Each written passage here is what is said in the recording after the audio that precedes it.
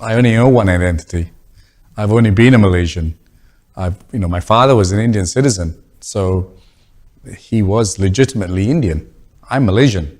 I was born here. My mother was Malaysian. I have a blue IC card and a red passport.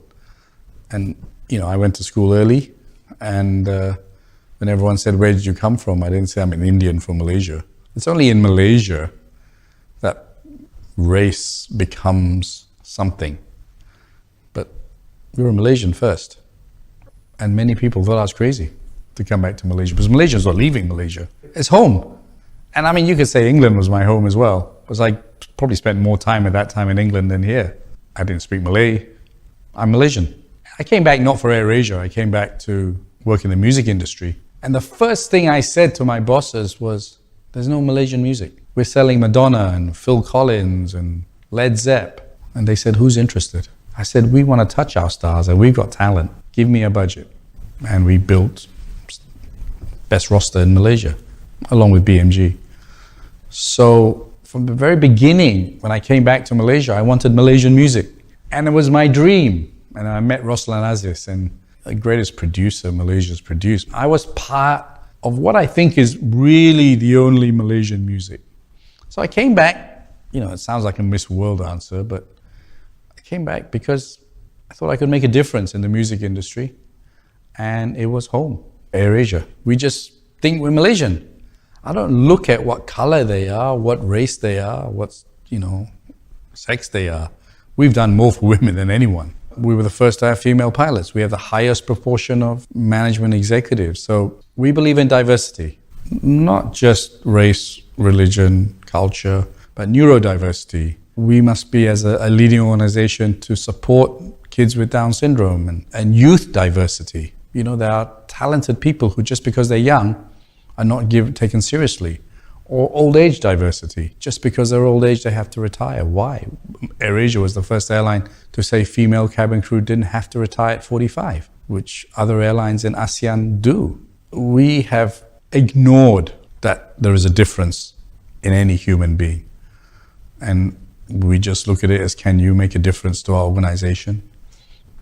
Can you respect our principles and live with each other and work with each other? And work as a meritocracy. And that's appeared to have worked. Culture and safety for us as an airline is a marathon. It's not something that can be solved overnight. And no company can say they're the best company or they're the most safest airline, because you just got to keep improving. But as long as the heart is good and the honesty to say, okay, mistakes are made, or we can be better, or, we have to change into different age groups, and what we grew up was different to what is expected from a 20-year-old. But in this aspect of being Malaysian, I truly believe we're an amazing Malaysian company. We have utilized the skill sets of all Malaysians. We're representing the diversity of Malaysia. 70% of our staff is Malay, and then Chinese and Indians. That's just the way it is. It's not by choice. That's all the way from management down below. So trust in the people. That's won the world's best airline 11 times in a row. Built by Malaysians, owned by Malaysians, and one of the biggest brands in the world. Trust Malaysians. Yeah, the one gap is everyone accentuates it now. Before we were more Malaysian. Now we're more Malay, Chinese, Indian. It's in business as well. It's not just politics. You can't just blame the politicians. Yes, they've played a big part. The way the economy is organized, all kinds of things. So, we're very proud of being a Malaysian company and an ASEAN company, and that we don't care what race, religion, sex you are, right? As long as you want to be the best. And that gap is tolerance. Tolerance and forgetting what our forefathers said.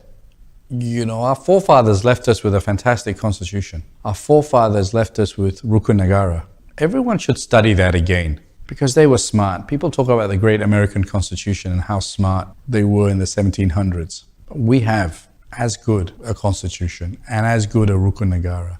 If any Malaysian wants to know what being a Malaysian is and what our forefathers had, the vision of a Malaysia, go read the last couple of paragraphs of Tunku's independence speech. Go read the Constitution and go read Rukun Negara. recently I was in the PSM chairman and a Malaysia-Indonesia football match. I really felt those events, we are Malaysian. Music, we're pretty separated, except for maybe international concerts and Sheila Majid and Zainal Abidin, right? But sports is where I really saw it. Two events will be my most proud Malaysian moments. When we beat Korea in 1980, going to the Olympics, which we didn't go in the end. Being in Stadium Merdeka was unbelievable feeling, and winning, realizing we weren't going to go, but it was amazing feeling. And no one talked about Malay, Chinese, Indian, or whatever. The abuse to the players, the praise to the players was all the same. Some in Chinese, some in Malay, but we were all Malaysians, some in Indian, but in English.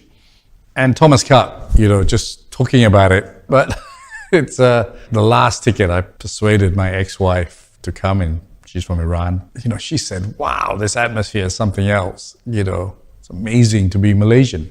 I remember those words, amazing to be Malaysian. We were right up in the top end of Stadium Negara. And everyone was hugging each other, and they didn't know anyone from Adam. And it was an amazing feeling. And, talking about it, my hair still stands. I'm still remembering that winning point, when we finally defeated Indonesia. So, we are all Malaysians. It comes out best in sporting events.